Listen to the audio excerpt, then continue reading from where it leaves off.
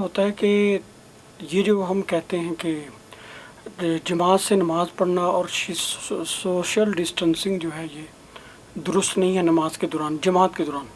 اگر بندہ اکیلا نماز پڑھتا ہے تو پھر وہ جہاں مرضی کھڑا ہو، لیکن جب وہ جماعت سے پڑھے گا، نماز جماعت سے پڑھے گا، تو یہ نبی علیہ السلام، صحابہ، تابعین، تبع تابعین کے زمانے سے لے کے آج تک یہ عمل تواتر اور پورے اسلامی رواج اور تلقی سے ثابت ہے کہ صحابہ کرام جماعت کے لیے جڑتے تھے ساتھ، عیدین کی جماعت ہو،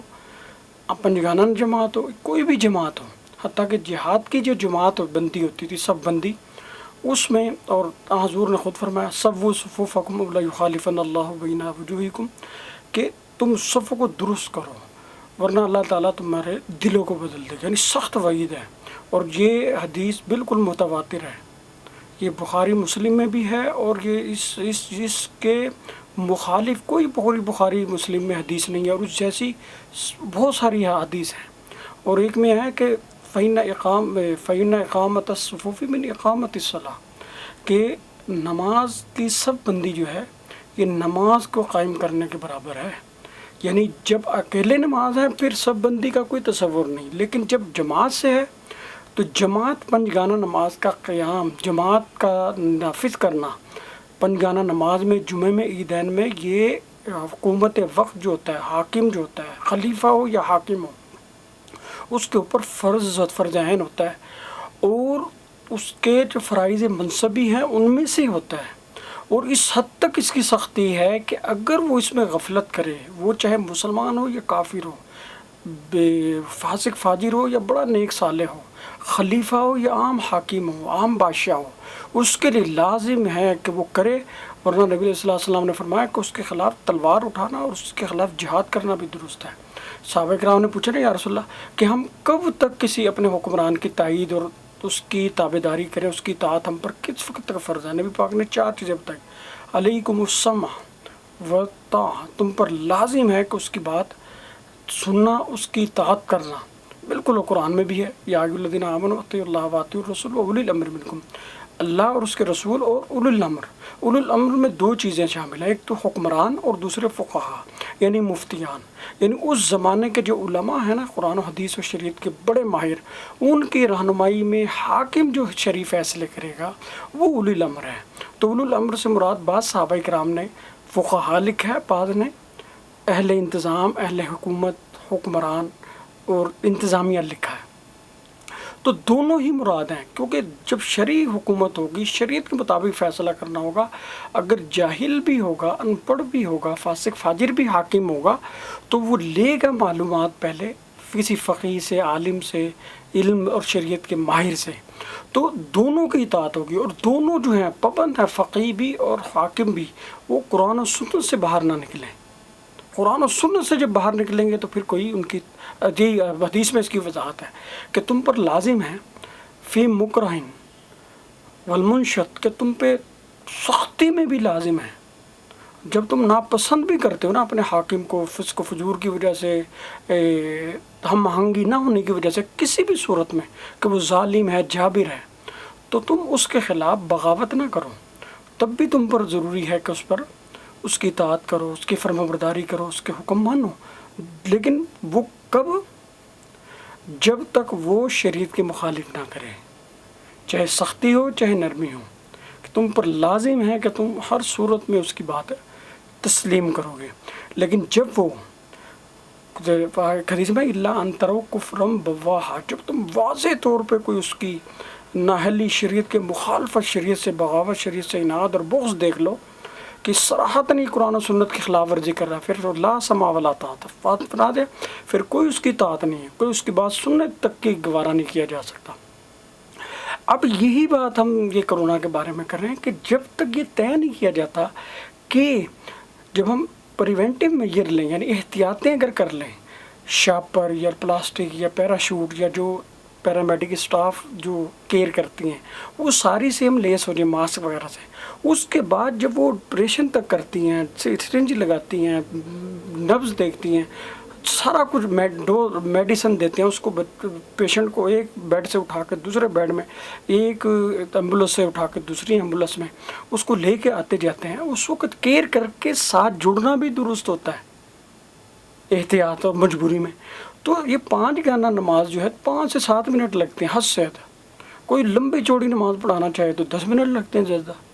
अब इसको पढ़ाने के लिए इतना टाइम, और वो जो कई कई दिन, कई कई हफ्ते, कई कई महीने पेशेंट रहेगा, और कितनी दफ़ा उससे मिलना मुलाकात करनी पड़ेगी। और ये नमाज के लिए जब भी बंदा आएगा पंजगाना नमाज में पहले वज़ू करेगा घर से या वहाँ से, और जब वो कपड़े भी पहन लेगा उसको पैराशूट के या वाटर प्रूफ या वायरस प्रूफ जो होंगे, और ये मास्क ले लेगा और ये ग्लव्स पहन लेगा, सॉक्स पहन लेगा, तो फिर उसको हो जाएगी किसी तौर पे भी, तो उसको कोई टेंशन नहीं है। अगर कुदरत में लिखा है तो वो तो लाजमी होगा। अब ये करने के बाद अगर वो जमात से नमाज़ पढ़ता है, सोशल डिस्टेंसिंग का जमात के अंदर तसव्वुर नहीं है, ये बिल्कुल कुरान हदीस की और जो सहाबा ताबीन तबा ताबीन के ज़माने से आज तक की जो बात है, और जो उलुल अम्र का मैंने जवाब दे दिया, उलुल अम्र उस वक़्त तक उसकी पैरवी करेंगे जब वो कुरान और सुन्नत की मुखालफत ना करें। और एक हदीस में ये भी है, नबी सल्लल्लाहु अलैहि वसल्लम फरमाया कि एक वक़्त आएगा कि नबी नहीं होंगे, उनके जानशीन और हवारी होंगे उलमा, लेकिन जब वो उठ जाएंगे, इन्हा तखलफ़ मिन बादिहिम खुलूफ़, ऐसे लोग आएंगे जो कुरान और सुन्नत को बिल्कुल नहीं अमल करेंगे। तो आपने फरमाया जो दिल से जिहाद करे वो भी मुसलमान है, जो बंदा हाथ से जिहाद करे, उस बेअमली को, बदकिरदारी को, शरीयत से रूगर्दानी को हाथ से रोके वो भी मुजाहिद है, और जो ज़ुबान से रोके वो भी मुजाहिद है। फरमाया वलैसा वराअ ज़ालिका मिनल ईमान हब्बतु खर्दलिन, और जिसमें ये तीनों चीज़ें ना हों तो उनमें राई के दाने के बराबर भी ईमान नहीं है उस बंदे में। तो हम इसलिए कहते हैं, और वो जो हदीस है नबी सुना त्रासो, कि जब सबबंदी करो अच्छी तरह जुड़ के खड़े हो।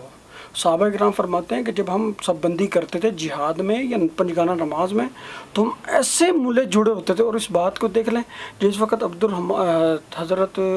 उस पर हज़रत उमर पे जब कातिलाना हमला किया फजर की जमात के दौरान,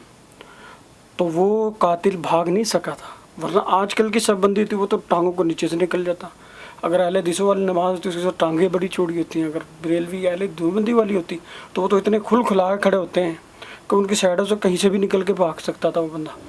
उसको कातिल को 5-6 सहाबा किराम को सबबंदी में से शहीद करना पड़ा, और फिर भी वो पूरी मस्जिद से नहीं निकल सका। और ये करते थे। और दूसरी बात मैंने अर्ज़ कर दी कि ये मकाम है मुक़र्रबीन का, कि जो इलाज कराते हैं बाज़ नहीं इलाज कराते। और आपने दोनों तरह की हदीस फरमाई, एक बैत करने हैं वफ़द सक़ीफ़ की जो कबीला था, उसमें फरमाया क़द बायाना फ़र्जा, मैंने तेरी बैत कर ली और तुम जा सकते हो बग़ैर हाथ पे हाथ रखे। हालांकि वो फ़र्ज़ वाजिब नहीं था, बैत करने के लिए लाजिम नहीं होता कि हाथ ही आप रखेंगे तो फिर होगी, हाथ के बग़ैर भी ज़ुबानी कलाम में भी आहत कर सकते हैं आप खलीफा से, जिसके हाथ पे बैत इस्लाम करें या बैत जिहाद करें, बैत खिलाफत करें या बैत इस्लाह करें। तो चारों बैतों में आप सिर्फ़ और सिर्फ ज़ुबान से भी कह सकते हैं, लिख कर भी कह सकते हैं, सर के इशारे से भी हाँ कर सकते हैं, और आप जो है हाथ पे हाथ भी रख सकते हैं, वो लाजमी नहीं थी। लेकिन दूसरी जगह आपने फरमाया अख़ज़ बियदिल मजज़ूम, आपने जुज़ामी मर्ज़ का मरीज़ का हाथ पकड़ा और ख़ुद एक ही थाल में खाना रख के खिलाया और कहा कुल से ख़त्म बिल्लाह व तवक्कुल, और खा अल्लाह का नाम पढ़ के और अल्लाह पे तवक्कुल करते हुए। और एक सहाबी है कि या रसूल अल्लाह आज मैंने जो है ये तवक्कुल कर लिया। नबी कैसे कहते, पहले तो मैं बांधता था खूंटे से ऊँट को, आज मैंने रस्सी के बगैर उसे छोड़ दी। पर फरमाया बल्क़य्यिदहा व तवक्कल अल्लाह, पहले इसको बांधो और फिर तवक्कुल करो। तो ये चीज़ें शुरू से चल रही हैं, शुरू से। और दूसरी हदीस में आया एक सहाबी कहते या रसूल अल्लाह मेरे जो ऊँट थे उनको खारिश लग गई। वो कैसे लगी? एक ऊँट से। नबी पाक ने फरमाया जो सबसे पहले ऊँट को लगी थी वो उसको फमन आदलव, उसको किसी ने लगाई थी। तो इसमें बताया गया कि फिर मुक़र्रबीन का जो दर्जा है वो ये कि वो इलाज मुआलजा भी नहीं कराते, वो अल्लाह पे ही तवक्कुल करते हैं। और ये जो है इसमें दो मैंने चीज़ें बताई थी, एक है अपनी बस इलाज कराना मसनून है, नबी पाक की सुन्नत है, क्योंकि नबी पाक ने बहुत सारे अमराज में इलाज करवाया, लेकिन फ़र्ज़ नहीं। लेकिन दूसरे को तकलीफ़ से, अपने हाथ और ज़ुबान, अपने जिस्म की तकलीफ़ से बचाना ये फ़र्ज़ है, ये वाजिब है, ये ज़रूरी है। اور ورنہ اسلام ناکافی رہتا ہے اور نامکمل وہ ناقص مسلمان رہتا ہے۔ تو کامل مسلمان بننے کے لیے ضروری ہوتا ہے پورا مسلمان کہ دوسرے مسلمان کو اپنے ہاتھ اور اپنے جسم سے اپنی زبان سے محفوظ رکھا جائے۔ اور جب یہ مریض جو ہے بے احتیاطی کرے گا، اور انفیکشس ڈیزیز ہے وائرس، کرونا وائرس، تو یہ چھوت بیماری ہے، ایک سے متعدی دوسری طرف جائے گی۔ جب دوسری طرف جائے گی تو ایک مسلمان دوسرے کی تکلیف کا باعث بنے گا، جو کہ حرام ہوگا۔ اس حرام سے بچنے کے لیے اس کو فرض قرار دیا گیا کہ بچو۔ اب یہ دیکھنا، جماعت کی بندی بھی فرض ہے، واجب ہے، اور علاج میں دوسرے کو اپنے اذا سے، تکلیف سے، مرض سے، تکلیف میں ڈالنے سے بچانا بھی فرض اور واجب ہے۔ تو اب ہم دیکھیں گے، تو جماعت کے لیے ہمیں ساری کیئر کرنی چاہیے، پریونٹیو میئر جو ہیں، میئرز جو ہیں، ساری احتیاطیں وہ کر کے ہمیں کرنا چاہیے۔ 5-7 منٹ کے لیے اس کو اتنا ہوا اور اتنا ایشو نہیں بنانا چاہیے، اور اس میں وہ ہو جاتی ہے، اور اس کی وجہ سے یہ ہم سارے شاعر اسلام اور جماعت کو چھوڑنا، نماز کی بندی غیر آبادی کرنا اور اہتمام نہ کرنا اور عوام کو روکنا، اور پھر جماعت میں ڈسٹنس غیر شرعی طور پہ کرنا، یہ مفتیان کے لیے درست نہیں ہے، کیونکہ اس کی ڈسٹنس کرنے کے لیے اور جماعت کی اجازت دینے کے لیے نبی کا ایک کا ہونا ضروری ہے، کیونکہ یہ دونوں چیزیں منصوص ہیں، قرآن و حدیث سے براہ راست ثابت ہیں، اور اس میں کسی امام، کسی مجتہد، کسی صحابی کا اختلاف نہیں۔ جماعت کی بندی میں، صفوف صف بندی میں اور احتیاطیں کرنے کے بعد صف بندی میں خلل نہیں آ سکتا، خلل نہیں لایا جا سکتا۔ جس صف بندی میں خلل نہیں لایا جا سکتا، یہ صحابہ، تابعین، تبع تابعین آج تک اس کو تواتر سے ثابت ہے۔ صف بندی اور صف بندی میں جڑ کر کھڑے ہونا، مل کر کھڑے ہونا، اور پھر 5 گانا نماز کے لیے جماعت کرنا، جمعہ عیدین کے لیے جماعت کرنا اور اہتمام کرنا، اس کے لیے کسی کو نہ روکنا، بلکہ لوگوں کو دعوت و ترغیب کے ذریعے سے زیادہ سے زیادہ لانا، یہ واجب اور جو حاکم اور خلیفہ ہوتا ہے اس کے فرائض منصبی میں سے ہوتا ہے۔ اور یہ میں نے، تم نے، یا کسی امام مجتہد نے نہیں کیا اجتہاد سے، یہ ملا کا اسلام نہیں، اللہ اور اس کے رسول کا اسلام یہی ہے۔ اب جب اللہ اور رسول کا اسلام ہو اور اس میں اختلاف بھی نہ ہو، اجتہادی بھی مسئلہ نہ ہو، اور منصوص ہو، صراحت کے ساتھ ہو، اور اس کو تواتر عملی، تواتر قولی، فعلی سارے ہوں، اس پر تقریباً اجماع کی طرح ہوں کہ سارے زمانے کے لوگ اس پر مسلسل متواتر عمل کرتے آئے ہوں، تو اس کی تردید، تنسیخ، ترمیم کے لیے ایک اور نبی کا ہونا ضروری ہے، وحی کا ہونا ضروری ہوتا ہے۔ اس لیے ہم کہہ رہے ہیں کہ سارا کا سارا جو جرم ہے یہ اس وقت کے بڑے بڑے مفتیوں اور علماء کا ہے، اس لیے انہوں نے یہ غلط کیا۔ احتیاطی تدابیر کے ساتھ جماعت بندی، صف بندی، بالکل مل کر کھڑے ہونے کی بالکل ہونی چاہیے تھی، اور جو اولو الامر کی تابع داری ہے وہ اس وقت تک ہے جب وہ قرآن و حدیث کی پاسداری کریں۔ جب وہ نہ کریں تو حضرت عمر، حضرت صدیق، حضرت علی، حضرت عثمان کا پہلا جو خطبہ ہوتا تھا خلافت کے بعد وہ یہی ہوتا تھا، ان اطاعت اللہ و رسولہ فاعینونی، اگر ہم اللہ اور رسول کی اطاعت کریں اور شریعت کے مطابق تمہیں حکم دے تو ہماری تابع داری اور فرما برداری کرنی ہے تم نے، اور یہ نبی نے بھی کہا کہ تم پر فرض ہے۔ اور ان عصیت اللہ و رسولہ، اور اگر ہم اللہ اور اس کے رسول کی نافرمانی کسی حکم کے بھی دینے کے وقت کریں تو فقومونی، ہمارے خلاف مخالفت نہیں کرنی بلکہ ہمارے خلاف بغاوت کر دینی ہے، آپ نے ہمارے خلاف کھڑے ہو جانا کہ تم اب اللہ رسول کو چھوڑ دیا، لہذا تم اولو الامر نہیں رہے، حکمران نہیں رہے شرعی طور پہ، قرآن و حدیث کے تم خلاف ہو، اور ہم اب قرآن و حدیث کو تم پر بھی نافذ کریں گے۔ تو یہ حضرت عمر، حضرت صدیق، حضرت عثمان، حضرت علی کے جو خطبہ خلافت تھے اس میں یہ الفاظ موجود ہیں، اور یہ نبی علیہ الصلوۃ والسلام کے متواتر احادیث سے بھی ہیں، اور ایک حدیث ہے اصول کے طور پر، لا طاعۃ لمخلوق فی معصیۃ الخالق، کسی بھی کائنات میں کسی جن، فرشتے، کسی کی اطاعت نہیں کی جا سکتی اللہ کی نافرمانی کے وقت۔ جب چیز میں اللہ کی نافرمانی ہو،